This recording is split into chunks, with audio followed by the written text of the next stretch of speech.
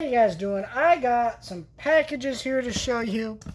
Um, and three of them are movies, and then one of them is a Funko Pop. Let's start with the Funko Pop. I'm super excited about this. I kept debating on whether or not to pre-order and grab this, but I just decided to. And the reason why I kept debating on it is I knew from the moment this was announced that I'm going to want to start picking up House of the Dragon Pops. But I wanted to wait and see the first two episodes of the show. Did really like them. Loving the show on episode 3. Episode 3 was fucking amazing. Read the book, Fire and Blood. Excellent book. And I also wanted to see if I decided I actually wanted these pops. I don't know. I kept debating on it. But this is I forget how to say her name. We haven't seen a lot of this character, but this is the character from House of the Dragon, like I said. And this is a fall convention 2022, or sorry, summer convention. This is a pop that was exclusive to Amazon, part of the convention, which is really, really cool. They just, actually, at the time of recording this video, they're announcing their NYCC Funko Pop exclusives, and there's a couple Amazon ones I'm looking at, so maybe I'll be ordering some more Amazon. I actually have been ordering a lot of Amazon exclusive ones. I have the Amazon exclusive Leprechaun Pop I pre-ordered. That's actually coming this week. I had the... God, what is it? Savine from Star Wars Rebels, Amazon exclusive pre-ordered. I have the Miss Marvel Amazon exclusive pre-ordered.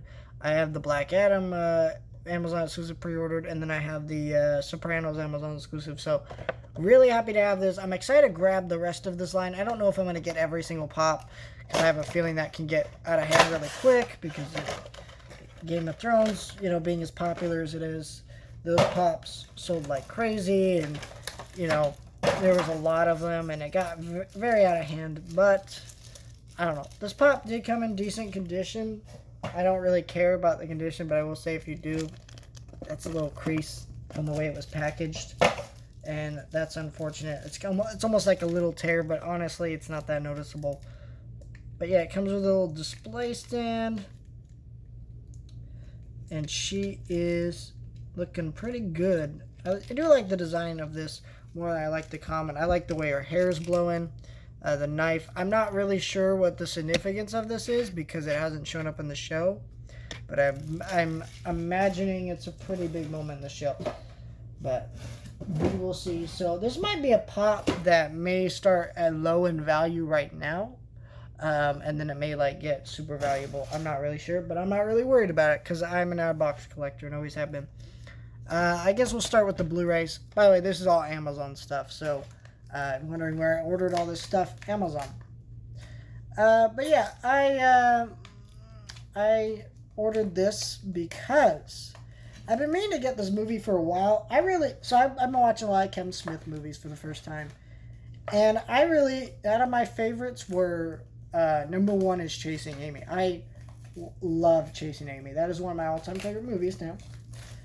One of these days I need to rewatch it. But I'm so busy watching new things and older things for the first time that it's hard to really rewatch movies when you're trying to always watch something you haven't seen before. Anyways, this movie I've been meaning to grab for a while, $7, and I bought tickets to go see Clerks 3. I actually put in a time off request from work. So I'm not scheduled when they're showing Clerks 3, and I can go into work a different day or something. That's how excited I am for this movie. I really want to go, so I'm going to go see Clerks 3 in the theater and review it for you guys. I should have a review pretty soon here for Clerks 2. I really want to talk about Clerks 2 before Clerks 3 comes out. And I bought Jay and Silent Bob reboot. Jay and Silent Bob, The First Strike Back, is probably my second favorite Kevin Smith movie. It's such a fun movie, easy to watch movie. Some of his other ones aren't as easy to watch, and so that's why I'm not as big of a fan of them. I haven't seen this.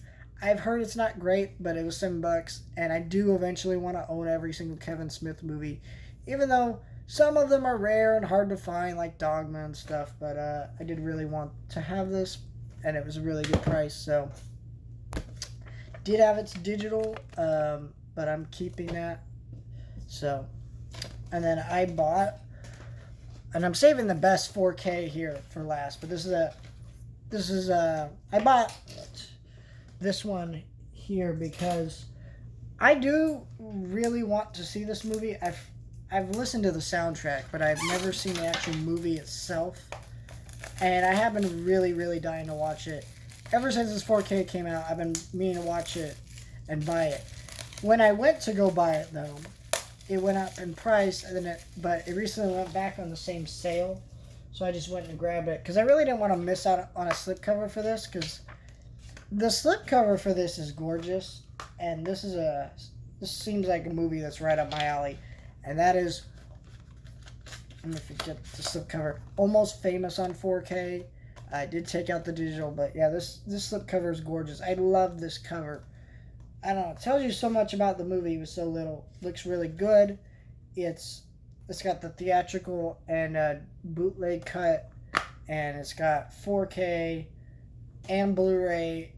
It looks like it's got some pretty cool stuff here. Oh no, these are both 4K discs. So this is the theatrical cut right here. This is the bootleg cut. It's got both of them. That's really neat. And I got that for $18, which is pretty fair for a 4K. And I really want to have this.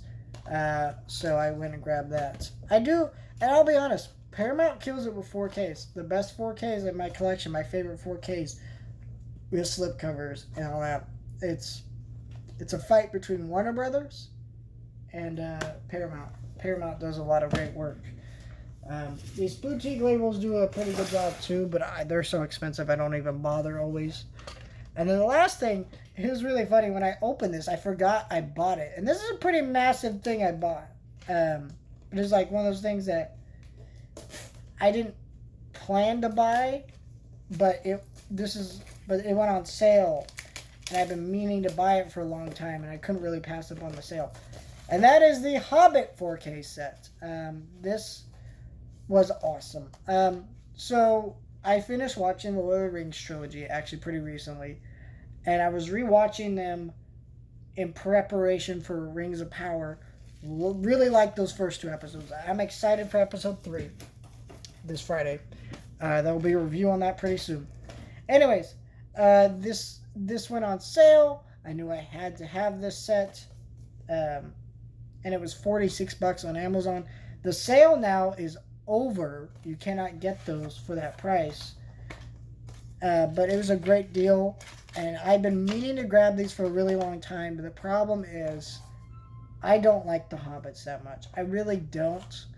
They're not terrible movies. They have a lot of moments and scenes I like, but I always pitch it as I would probably never rewatch them again because they're so long that I could just look up the scenes I really like, watch those scenes on YouTube, and not have to ever watch these movies again.